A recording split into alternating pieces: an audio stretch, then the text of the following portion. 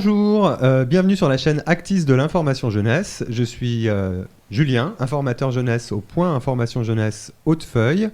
Je suis ravi de vous retrouver pour une nouvelle saison de live autour de l'information jeunesse et des projets menés par les jeunes du PIGE. Nous diffusons cette émission en direct sur Twitch grâce à notre partenaire Radio Grand Paris. Salut Nicolas. Salut, ça va ? Ouais, ça va bien, merci. Passé de bonnes vacances ? Ouais, ça a été. Merci beaucoup. J'espère que vous aussi, vous avez passé de bonnes vacances, que vous repartez avec plein d'énergie pour cette rentrée. Alors, le Point Information Jeunesse, petite présentation rapide, c'est un lieu pour venir pour travailler. Vous avez des postes de travail, vous pouvez venir travailler, imprimer gratuitement, vous poser, avoir une écoute, être orienté, avoir de l'information sur tous les sujets qui vous concernent, créer et participer aussi à des projets culturels. Pour en savoir plus, n'hésitez pas à venir, c'est sans rendez-vous, du mardi au samedi, de 10h à 18h, 19 bis rue Hautefeuille, métro Odéon. Donc pour cette première émission de la saison, nous avons choisi, rentrée oblige, de vous parler voyage. Parce que quand on rentre, on n'a qu'une idée, c'est de repartir. Alors nous avons intitulé cette émission « Voyager autrement ». Oui, parce qu'il n'y a pas qu'une seule manière d'envisager le voyage. Et ce n'est pas réservé uniquement aux étudiants ou à ceux qui en ont la culture, ou même les moyens.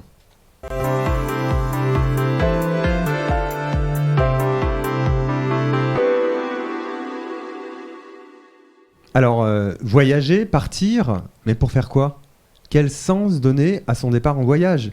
Comment articuler son voyage avec son propre parcours, ses aspirations professionnelles, citoyennes ou personnelles ? Il existe plus d'une manière de voyager et il existe forcément une manière qui vous correspond. Pour cela, vous avez besoin d'informations, car peut-être que le voyage ne fait pas partie de votre culture, que vous dites que c'est seulement pour les autres. Détrompez-vous. Aujourd'hui, il existe de nombreux dispositifs et aussi des associations comme Parcours le Monde qui sont là pour vous accompagner dans la connaissance et l'appropriation de ces dispositifs. Vous pouvez également prendre des informations au CIDJ, situé à QJ, quartier jeune, 4 places du Louvre, et dans tous les PIGE et BIGE, donc Point Information Jeunesse et Bureau Information Jeunesse. Juste pour mémoire, c'est un grand réseau, les Points Information Jeunesse, de 1300 structures réparties sur l'ensemble du territoire. Et ils peuvent vous accueillir et vous renseigner sans rendez-vous. Donc saisissez-vous de cette opportunité. Cette émission, donc, elle a pour but de vous aider à voyager, à construire vos projets de voyage en vous donnant des pistes à explorer auxquelles vous n'auriez peut-être pas pensé pour envisager le départ, pour voyager autrement. Que cela soit des dispositifs d'aide, la NCV, PJV, Paris Jeunes Vacances ou des manières de voyager différentes, chantier, volontariat, nous allons vous donner quelques tuyaux grâce à mes invités. Alors donc pour cette émission spéciale, Partir autrement, j'ai la chance d'accueillir deux associations, Parcours le Monde avec Jeanne. Bonjour Jeanne. Bonjour. Et Études et chantiers avec Jeanne. Bonjour. J'accueille également sur ce plateau un jeune, Marius. Bonjour. Bonjour Marius, qui témoignera de son expérience de volontariat à l'étranger. Jingle, Nicolas, s'il te plaît.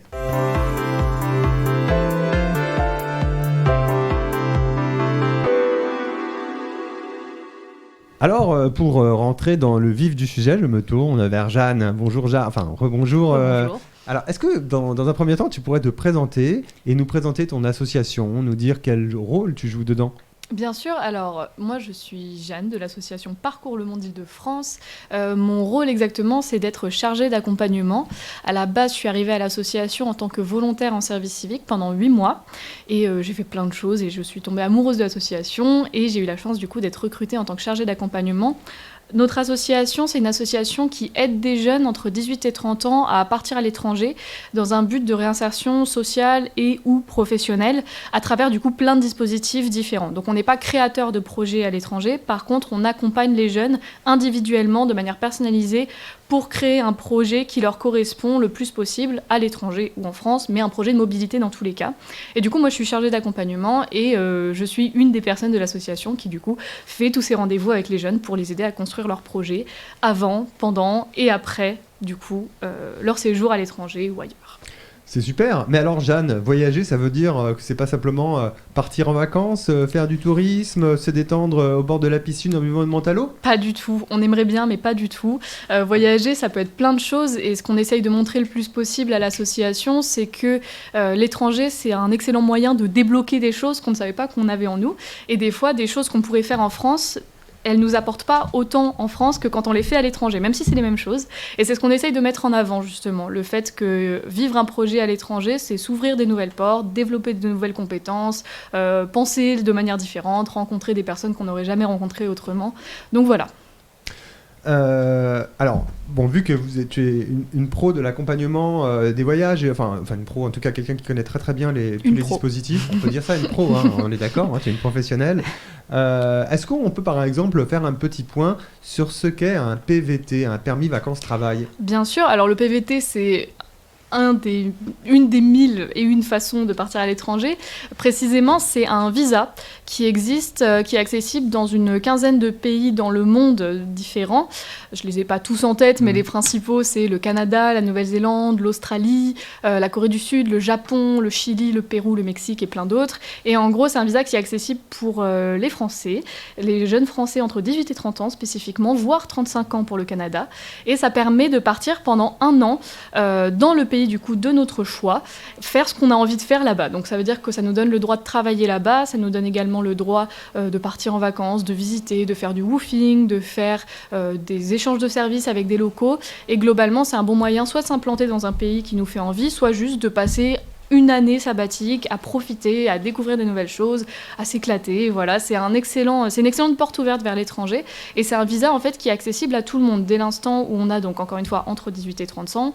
Et il n'y a pas de raison en fait de ne pas être pris, enfin de ne pas obtenir ce visa. Et c'est exactement le meilleur moyen de vivre une aventure vraiment en toute liberté. Super, ça donne beaucoup envie de partir. J'imagine qu'il y a quand même peut-être des pays qui sont peut-être plus demandés que d'autres. Non, bien sûr. Alors, le visa est accepté. Enfin, tout le monde qui fait cette demande de visa l'obtient, sauf pour un pays en particulier qui est le Canada, puisque c'est le pays le plus demandé et c'est le seul pays qui propose le PVT, mais qui accepte de donner le PVT aux gens via un tirage au sort. Donc, je crois qu'il y a environ 7000 personnes qui sont acceptées tous les ans et il y a beaucoup plus que 7000 personnes qui font cette demande de visa au Canada tous les ans. Donc, essayez un autre pays. Voilà.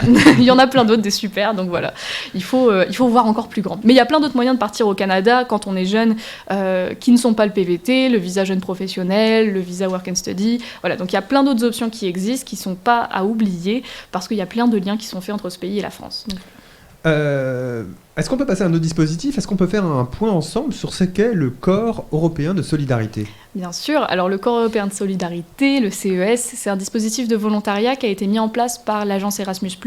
Donc, beaucoup de gens connaissent Erasmus, mais pas forcément tout le monde ne sait que Erasmus+ existe. Erasmus+, c'est la version Erasmus pour les non-étudiants, donc accessible à tous les jeunes, encore une fois entre 18 et 30 ans, voire plus jeunes pour certains dispositifs. Mais en l'occurrence, le CES, c'est vraiment pour les jeunes entre 18 et 30 ans. Non-étudiant Erasmus+, hein? Non-étudiant, bien sûr, si on est étudiant, on peut le faire. Oui, bien sûr. Enfin, mais aussi pour les non-étudiants. Voilà, c'est accessible aux non-étudiants. Et en gros, du coup, c'est des missions de volontariat qui vont durer entre 2 semaines et 1 an, donc ça, c'est très très large, qui vont se passer dans un pays de l'Union européenne, voire partenaire de l'Union européenne. Donc les pays partenaires de l'Union européenne, c'est des pays du Maghreb, certains pays de l'Europe de l'Est, la Norvège par exemple. Et en fait, c'est des missions durant lesquelles les jeunes ont du coup des statuts de volontaire. Un statut de volontaire, enfin une mission de volontariat de manière générale, c'est une mission qui ne demande aucune compétence à la base, juste une motivation importante et un intérêt du coup pour le volontariat. Et pendant toute la durée de leur mission, les jeunes vont du coup avoir un rôle spécifique dans l'organisme dans lequel ils sont accueillis, un organisme d'intérêt général, ça peut être une association, une crèche, voilà. Et ils vont rendre service à une communauté locale. Ça peut être sur plein de thèmes différents, la culture, le sport, les enfants, etc. Et ce qui est très intéressant avec ce dispositif de volontariat européen, c'est que c'est intégralement pris en charge par l'agence Erasmus+. C'est-à-dire que les jeunes, à la base, n'ont pas besoin d'avoir des économies, puisqu'ils n'ont pas d'économies à mettre là-dedans. Leurs transports sont pris en charge pour y aller, le logement sur place est pris en charge, la nourriture est prise en charge, et ils reçoivent même une indemnité de volontaire, donc c'est pas un salaire, c'est une indemnité, mais qui récompense du coup leur travail au sein du coup de l'organisme qui les accueille. Alors, des associations basées à l'étranger donc proposent sur votre site, sur le site de Parcours le Monde, des offres de volontariat. Est-ce que les jeunes peuvent-ils postuler directement ou est-ce qu'ils doivent passer par une structure d'envoi ? Alors, il y a différents moyens d'accéder, on va dire, à toutes les missions qui existent de Corps européen de solidarité. La manière la plus évidente, c'est d'aller directement sur le portail du Corps européen de solidarité, sur le site du Corps européen de solidarité, de voir le catalogue de missions qui existe et de postuler, de s'inscrire et de rentrer en contact directement avec les associations. Mais même quand on a pris contact avec une association du coup à l'étranger, on aura besoin d'une structure d'envoi en France, qui est donc une association dédiée à l'envoi de volontaires à l'étranger. Mais cette structure d'envoi sera suggérée directement par l'association d'accueil. Si c'est trop fastidieux et compliqué, parce que ça peut l'être, c'est un site qui est un petit peu difficile à comprendre, surtout quand on ne comprend pas forcément bien le dispositif, il y a tout simplement l'option de s'adresser à des structures d'envoi, comme par exemple Parcours le Monde Île-de-France, ou bien même le CIDJ et plein d'autres structures d'envoi en France. Parcours le Monde Île-de-France, nous, on est partenaire de différents projets de volontariat, voire on en coordonne. Ce qui fait qu'on est directement à la fois structure d'envoi et coordinateur de projet, et que quand des jeunes s'adressent à nous avec une envie de partir sur un projet qui est proposé directement sur notre site, par exemple, on leur facilite vraiment la tâche puisqu'on les accompagne dans chaque étape de l'inscription sur le site du Corps européen de solidarité, de la prise de contact avec l'association d'accueil, etc. etc. Est-ce qu'on peut faire aussi un point sur le Corps européen de solidarité par rapport au service civique international ? Quelles sont les différences ? Quelles sont les ressemblances ? Bien sûr. Alors dans les deux cas, c'est des dispositifs de volontariat. Donc encore une fois, à la base du volontariat, c'est que les volontaires sont des personnes envers lesquelles on n'attend pas des compétences particulières. On espère juste qu'ils sont motivés et heureux d'être là et qu'ils vont prendre des initiatives pendant toute la durée de leur mission. Et l'autre particularité du volontariat, c'est que du coup, on n'est pas 100% bénévole, par contre, on n'est pas salarié de l'organisme dans lequel on intervient. Donc ça, c'est un truc qui est commun aux deux dispositifs. Par contre, la différence, c'est que dans un service civique international, donc un service civique international, c'est la même chose qu'un service civique en France, mais à l'international, et on n'est pas logé, nourri, blanchi, tout ça, on est plus autonome, on attend de nous d'avoir beaucoup plus de capacité à s'auto-gérer, puisque du coup, une fois qu'on va être sur place, il va falloir gérer son logement, il va falloir gérer ses actions quotidiennes, etc., en dehors du cadre du coup, de sa mission. Et cependant, quand on est en service civique, on est rémunéré de manière bien plus importante que quand on est en volontariat CES. C'est-à-dire qu'on a une indemnité de 580 € par mois. Donc 580 € par mois, il y a des pays dans le monde où c'est pas énorme, hein, voilà, pour vivre pendant un mois. Il y en a d'autres où c'est énorme. Donc ça dépend vraiment de où le service civique a lieu, mais ça peut largement suffire à être complètement autonome et à se gérer dans ses actions quotidiennes. Donc voilà, rien à voir entre les deux. Et aussi, une chose qui est propre au service civique, c'est que le service civique, c'est un dispositif français, de l'État français, et que du coup, même si on l'effectue au fin fond du Brésil, il y aura forcément des gens dans l'organisme qui nous parleront en français, et ça permet d'être très accessible, puisque même quand on a des difficultés dans la langue du pays dans lequel on va, ou même qu'on ne pratique pas du tout l'anglais, on peut quand même être accueilli très facilement et faire sa mission et la mener à bien. Ça donne envie. Tant mieux. Alors, pour illustrer concrètement toutes ces informations sur le Corps européen de solidarité, je vous propose maintenant d'écouter le témoignage de Marius. Ça a donné envie même de faire un deuxième volontariat plus long pour faire encore des nouvelles découvertes et des nouvelles rencontres. Trop bien, ok.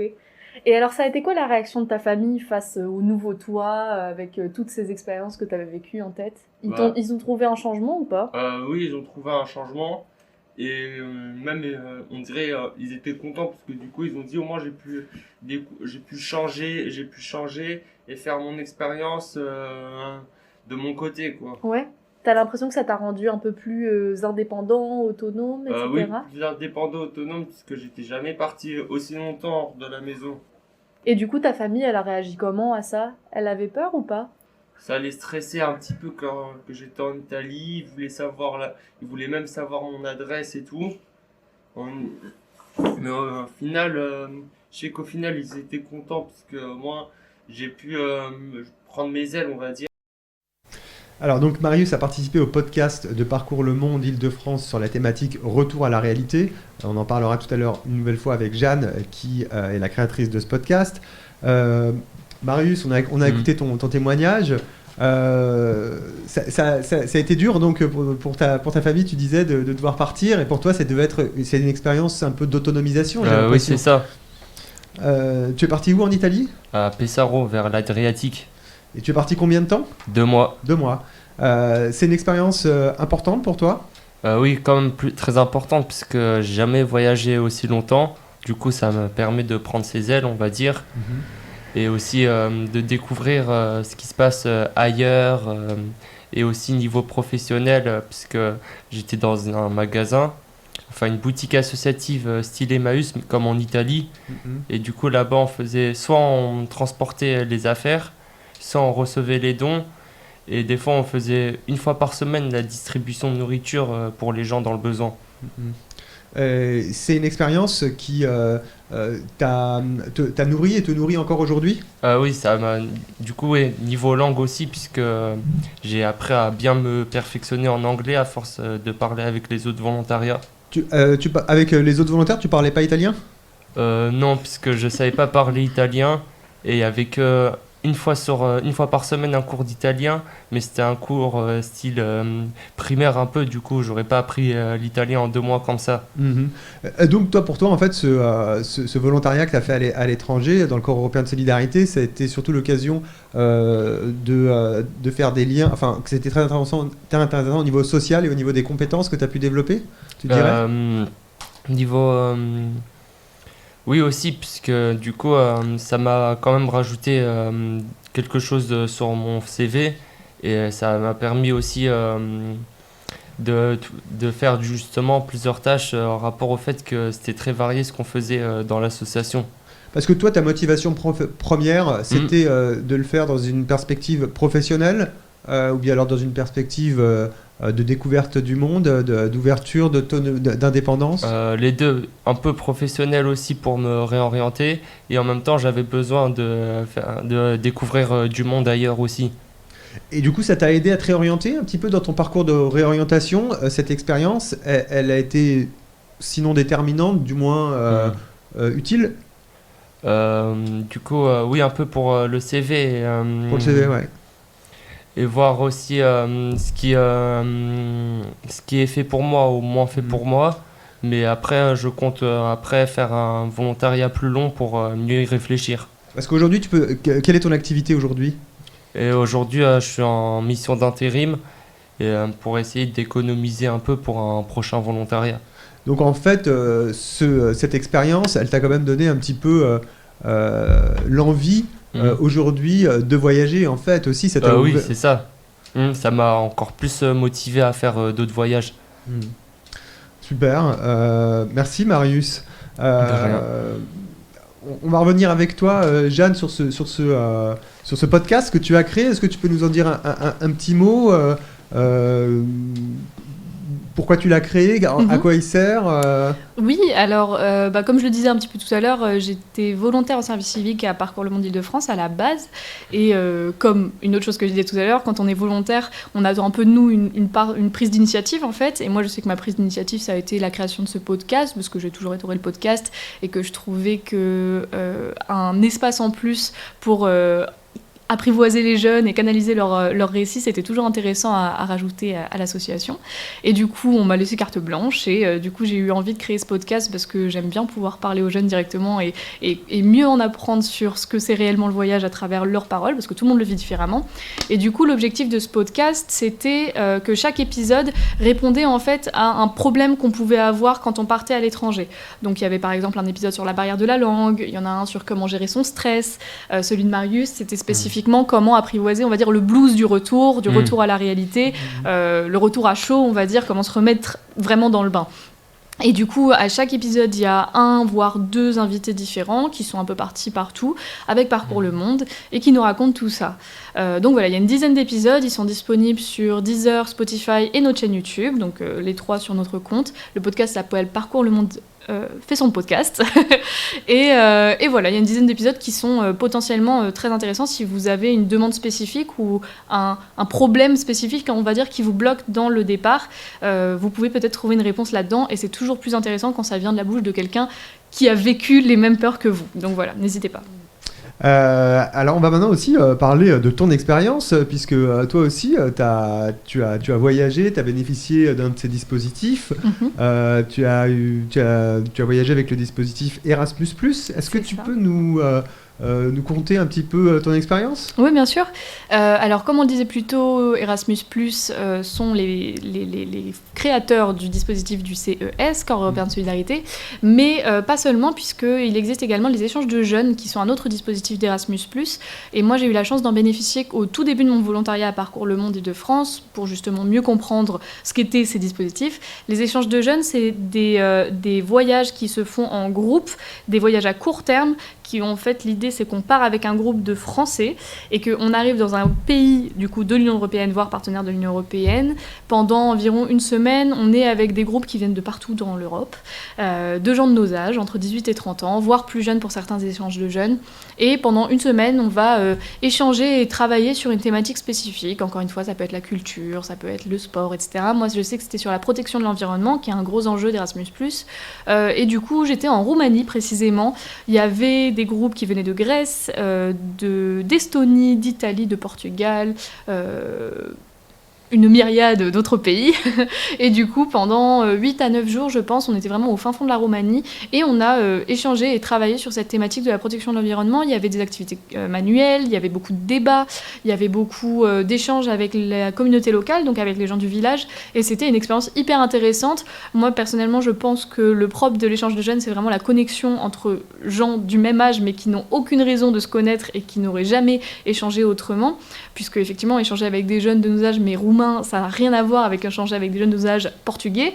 Et c'est vraiment cette création de lien en fait, entre jeunes qui viennent de partout en Europe qui rajoute à l'échange de jeunes toute sa valeur. Et c'est un très bon moyen de partir pour la première fois, si on ne se sent pas de partir pour la première fois. Puisque effectivement, tout est pris en charge, comme pour le Corps européen de solidarité, de A à Z, il n'y a pas de dépense qui est à la charge des jeunes. On part avec un leader de groupe qui nous guide et qui nous aide si jamais il y a des difficultés à parler en anglais ou même à se sentir bien dans le pays. Et c'est court, donc si jamais ça se passe mal, si jamais on ne le sent pas, si jamais on a le mal du pays, c'est très facile de revenir. C'est un très bon test, voilà, c'est un très bon moyen de se tester. Et des échanges de jeunes, il y en a tout au long de l'année. Et si jamais ça vous intéresse, je vous invite à vous rapprocher de structures d'envoi comme le CIDJ ou Parcours le Monde Île-de-France et plein d'autres évidemment qui peuvent encore plus vous renseigner sur le sujet. Merci. Alors, merci Jeanne, merci Marius, c'est super intéressant. Donc, on a parlé ensemble du permis vacances-travail, du Corps européen de solidarité et maintenant du dispositif Erasmus+. Mais il existe également la possibilité de partir vers des chantiers internationaux. Je me tourne maintenant vers Jeanne. Jeanne, donc est-ce que tu pourrais nous présenter ton association, nous dire le rôle que tu y joues ? Oui, bien sûr. Donc, je m'appelle Jeanne, je travaille pour Études et Chantiers Île-de-France. C'est une association qui fait beaucoup de choses, mais pour le coup, moi, je vais vous parler juste de ma partie, donc c'est la partie volontariat. Donc, mon rôle, très précisément, c'est d'organiser des chantiers internationaux bénévoles en Île-de-France. Je pense qu'on parlera un petit peu du dispositif. Bien sûr. En plus d'organiser ces chantiers internationaux bénévoles en Île-de-France, je propose aussi aux jeunes de partir en chantier un peu partout en France, chez Études et Chantiers ou vers d'autres associations qui proposent des chantiers internationaux bénévoles en France, puisque c'est possible de partir en France. Et oui, un chantier international, ça ne veut pas forcément dire qu'il se passe à l'étranger. Exactement. Et puis justement, si ça nous fait un petit peu peur de partir à l'étranger pour sa première année, et ben on peut très bien partir sur un chantier en France pour commencer. Et puis ensuite, peut-être que l'année d'après, ça va nous motiver à partir dans un pays à l'étranger. Et justement, c'est un de nos rôles également, c'est de permettre à des jeunes de partir sur des chantiers internationaux bénévoles un petit peu partout en Europe et même plus loin, puisqu'on propose des chantiers au Mexique. Bon voilà, ça dépend des années, en fonction des partenariats qu'on a pu développer. Ok. Alors, on peut peut-être faire un petit point ensemble sur ce qu'est ce que sont les chantiers internationaux, pardon. Donc, c'est un type de volontariat collectif. Pour quelle durée ? Donc, un chantier international bénévole classique, ça va être 15 jours. Donc, c'est pas très long, mais on peut également s'engager sur des projets un petit peu plus longs de 3 semaines. Mais le format, on va dire, le plus habituel, c'est 15 jours. Et on est avec un groupe de jeunes qui varie entre 10 et 20 jeunes. Et on essaye de faire en sorte qu'il y ait toutes les nationalités sur les chantiers. Donc, on va essayer d'avoir 2 jeunes par nationalité maximum pour pouvoir justement faire participer un maximum de nationalités et pouvoir justement échanger, parler interculturalité, etc. Puisque c'est un des gros objectifs. Interculturalité, ouais. Et justement, alors j'ai demandé, est-ce qu'il y a un profil type de ces jeunes qui partent en chantiers internationaux ? Il n'y a pas de profil type et la chance, on va dire, de ce dispositif-là par rapport à tous les dispositifs qu'on a pu aborder depuis le début, c'est que c'est aussi accessible pour les mineurs. Donc on peut partir à partir de 14 ans en chantier. 14 ans, 17 ans, c'est les chantiers qu'on appelle ados. Et à partir de 18 ans, on peut partir sur des chantiers adultes.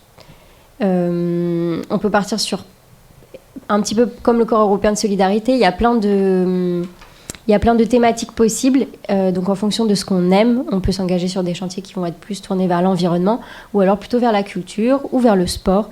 Il y en a vraiment pour tous les goûts. Et justement, creusons un petit peu, quels sont les types de par rapport à toutes ces thématiques, quels sont les types de missions que peuvent faire les jeunes concrètement en fait ? Alors ça varie beaucoup, mais pour vous donner des exemples un peu concrets, cette année on a eu des jeunes bénévoles qui sont venus repeindre une péniche. On a des jeunes bénévoles qui sont venus plutôt sur des actions de protection de l'environnement. Donc, ils sont partis en immersion dans des réserves naturelles et ils ont un petit peu découvert le lieu et puis mis en place des actions pour protéger ces espaces-là. On peut également s'engager sur des projets plus culturels et participer à l'organisation d'un festival de musique ou un festival de théâtre ou de cinéma. Il y en a un petit peu pour tous les goûts. En fonction des associations, il y a plein de choses proposées aux jeunes.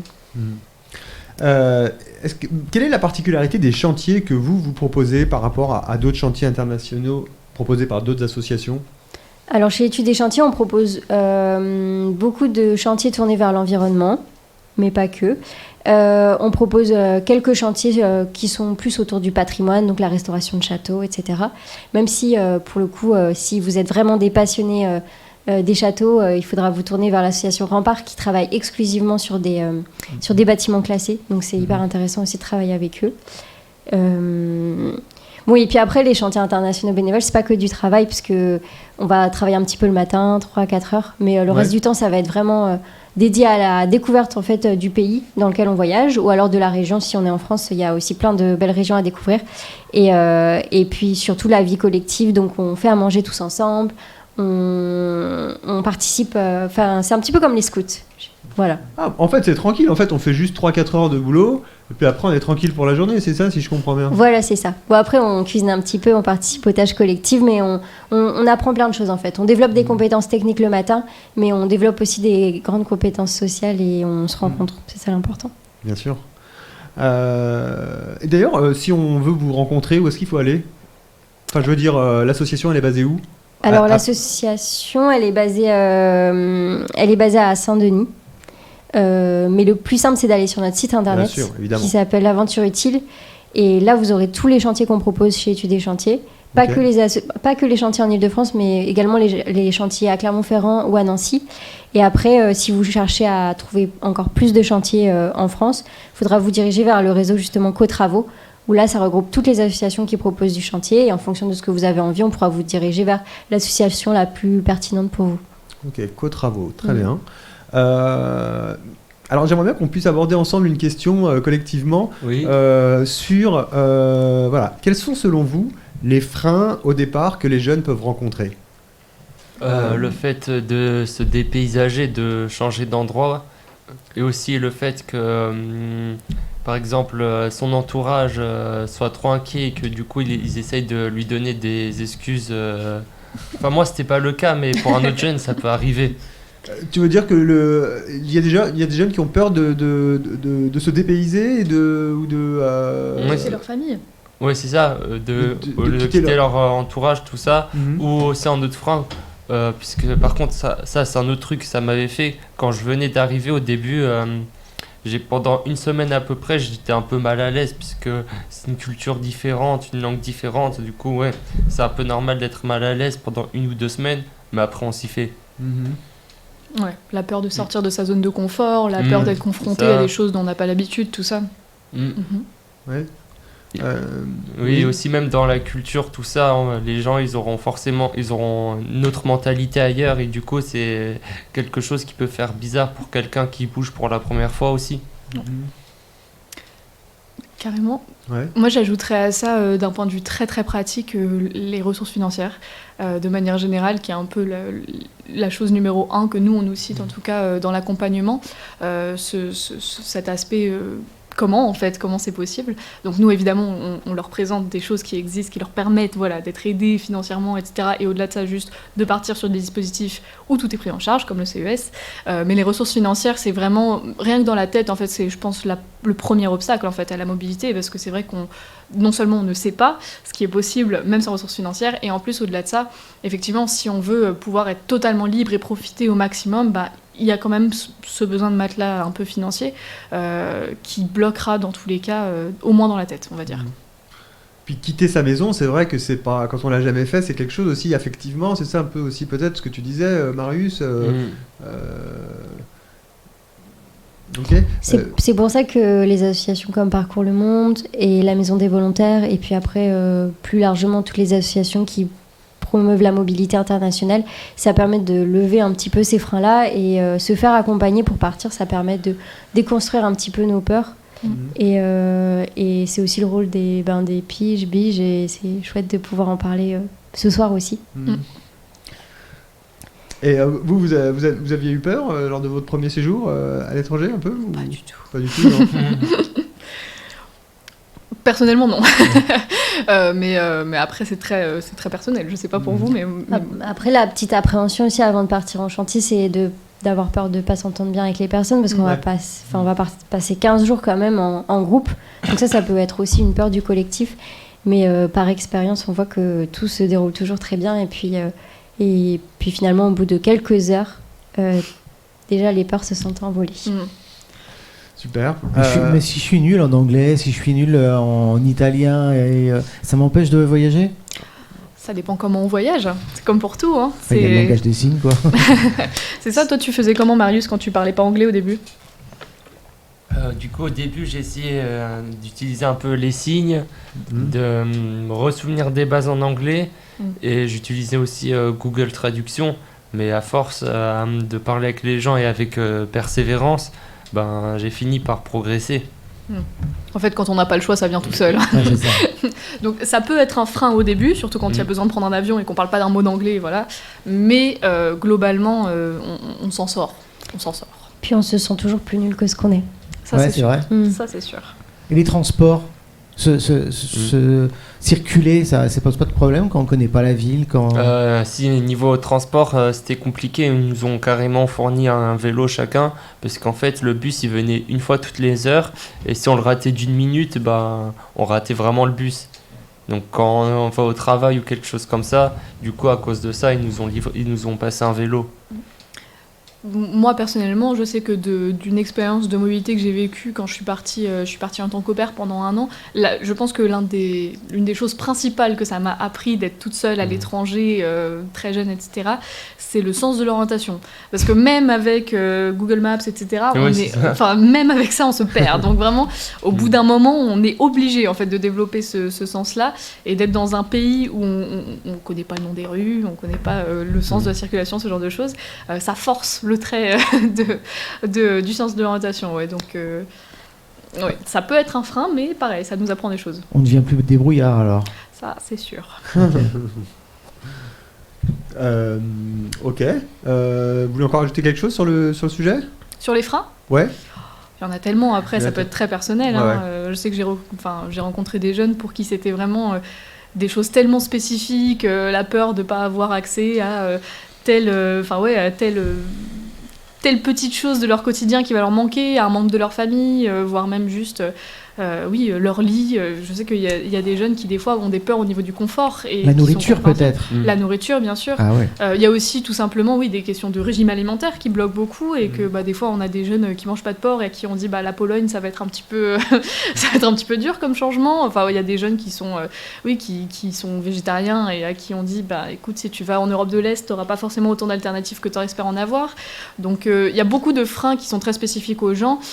C'est à voir après c'est très personnel de se dire est-ce que j'ai envie de me forcer, j'ai envie de développer des capacités d'adaptation de fou, ou alors est-ce qu'on se dit bon j'ai envie de voyager en profitant, en allant dans un pays qui correspond plus à qui je suis et à mes valeurs, tout en voyageant, etc. Donc, après ça c'est très personnel. Ouais, changer un peu les repères, quoi, un petit peu. C'est ça. Je le souhaite pas, mais si on tombe malade. Ça dépend de comment on part, encore une fois. Après, en Europe, globalement, si on a la carte européenne d'assurance maladie, il peut nous arriver n'importe quoi, on sera traité comme on serait traité en France. Le rapatriement est pris en charge, tout ça. Et voilà. Mais ça dépend vraiment comment on fait. Je ne sais pas comment c'est pour les chantiers, mais j'imagine que c'est la même chose à l'international. Oui, c'est la même chose. Et puis après, pour tout ce qui est service civique, CES, en fait, on est dans des programmes soit européens, soit on est directement pris en charge par la France. Donc en fait, il n'y a rien qui change. Ok, bah alors merci. On va en fait aussi dire un petit mot sur. Enfin, non, vous vouliez encore dire quelque chose par exemple sur les freins là, ou... Faut pas hésiter à partir. Faut pas hésiter à partir, ouais. Je pense que c'est un bon mot de conclusion sur ce sujet. Enfin, bon, si vous vous dites que quand même, vous, les vacances, c'est pas fait pour s'engager ou pour ajouter une ligne à son CV, et que vous voulez tout simplement pas mettre vos doigts mettre vos doigts de pied en éventail au bord de la piscine en buvant une menthe à l'eau, enfin pas trop changer vos repères, partir entre copains, il y a aussi 2 dispositifs que je vous indique. Vous avez le dispositif Paris Jeunes Vacances, qui est un dispositif de la ville de Paris, qui vous permet d'avoir 200 € d'aide pour partir en vacances. Pour cela, il faut déposer un dossier. Les prochains dépôts de dossiers, c'est en ce moment, c'est entre le 1er et le 25 septembre 2022. Donc vous pouvez déposer un dossier sur l'adresse qui doit normalement apparaître en bandeau sous l'image. Merci Nicolas. Voilà, donc djs-parisjeunesvacances@paris.fr. Et puis vous avez aussi le dispositif de l'ANCV 1825, départ1825.com. Là aussi, c'est pour vous aurez des possibilités de partir soit à la montagne, soit à la campagne, soit en ville. Donc des séjours de manière plus accessible en tout cas que si vous passiez par des circuits communs, ouverts à tous. Donc là c'est pour les 18-25 comme son nom l'indique. Certainement avec des spécificités. Je vous laisserai regarder le détail. Peut-être qu'on peut en dire un mot, mais sur le dispositif départ 18-25, c'est seulement pour les 18-25 ans, c'est ça, ou il faut être étudiant? Non, c'est pour les 18-25 ans. 18-25 ans, voilà, c'est le seul critère. De manière générale, oui, c'est ça. Voilà. Donc, eh bien voilà, notre émission touche maintenant à sa fin. Merci de l'avoir suivi. Merci à tous les invités présents autour de cette table pour leur participation. Merci beaucoup Jeanne de l'association Études et Chantiers. Merci beaucoup Jeanne de l'association Parcours le Monde. Merci beaucoup Marius pour ta participation. Pas de quoi.